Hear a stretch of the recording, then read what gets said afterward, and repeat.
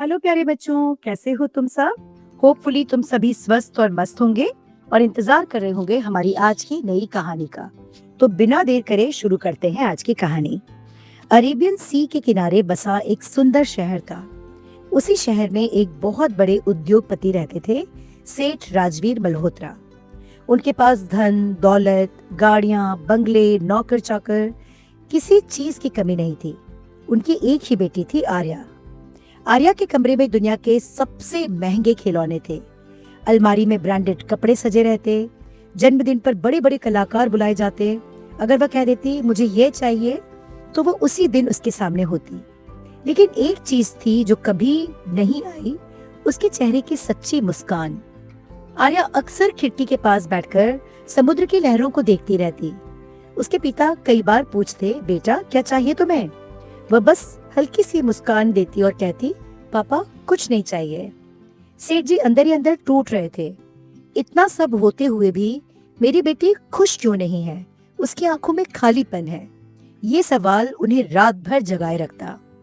एक दिन घर में एक संत पुरुष आए, स्वामी शरणानंद जी। सेठ जी ने उनके चरण स्पर्श किए और अपनी चिंता बताई। गुरुजी ने आर्या को देखा। उसकी आंखों में खालीपन था।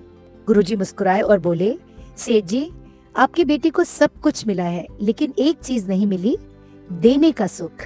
सच्ची खुशी पाने में नहीं, देने में है। जिस दिन ये निस्वार्थ किसी के लिए कुछ करेगी, उस दिन इसके चेहरे पर असली मुस्कान लौट आएगी। सेठ जी को बात समझ आ गई, पर कैसे सिखाएं ये? अगले दिन वे आर्या को लेकर समुद्र के किनारे गए। वहाँ एक बुजुर्ग अम्मा बैठी थीं। सफेद बाल, चुर्रियों भरा चेहरा, कांपते हाथ। वे नारियल पानी बेचती थीं, पर उनकी हालत ऐसी थी कि वे ज्यादा बोल नहीं पाती थीं। आवाज भी कमजोर थी, इसलिए उनके नारियल पानी अक्सर बिक नहीं पाते थे। बिना बिके ही रह जाते थे उनके नारियल। सेठ जी ने धीरे से आर्या से कहा, बेटा क्या तुम इन अम्मा की मदद कर सकती हो? आर्या की आंखों में पहली बार उत्सुकता चमकी। कैसे पापा? उत्तर था, जैसे तुम्हें सही लगे। आर्या अम्मा के पास बैठ गई। उसने मुस्कुराकर कहा, अम्मा आज मैं आपकी सहायक हूँ, आपकी हेल्पर हूँ। अम्मा की आंखें भर आई। आर्या ने सोचा, मैं क्या कर सकती हूँ? उसे याद आया कि उसे गाना बहुत पसंद है। उसकी आवाज बहुत मधुर है। वह खड़ी हुई और गाना शुरू किया। आओ आओ प्यारे भैया, ठंडा मीठा नारियल पानी लाया, पियो एक घूंट प्यार भरा, थकान मिटे मन खिल जाए सारा।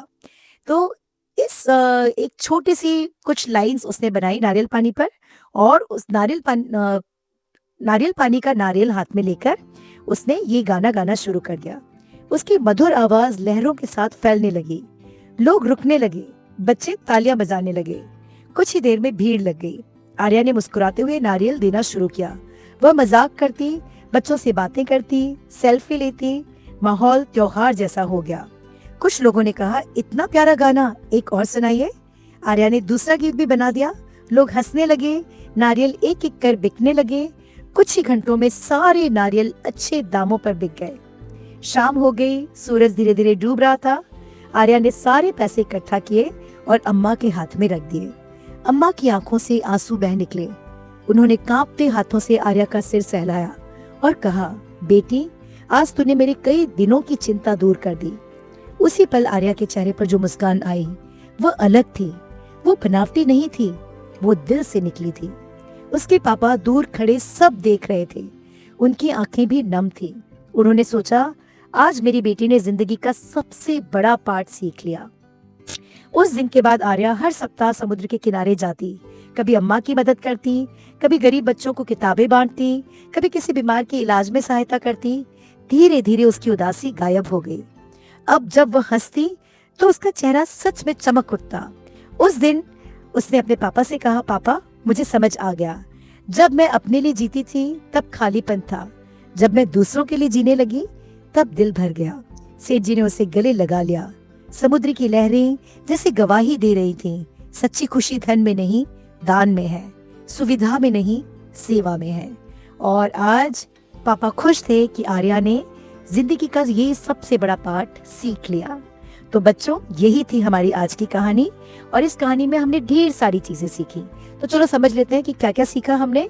सबसे पहली चीज हमने सीखी कि सच्ची खुशी चीजें पाने में नहीं, दूसरों को खुश करने में है। दूसरी, निस्वार्थ सेवा से मन का खालीपन भर जाता है। धन का सही उपयोग वही है जो किसी के जीवन में मुस्कान ला दे। देने वाला ही वास्तव में सबसे अमीर होता है। याद रखिए, जब तक खुशी को पकड़ने की कोशिश करेंगे वो दूर भटकेगी।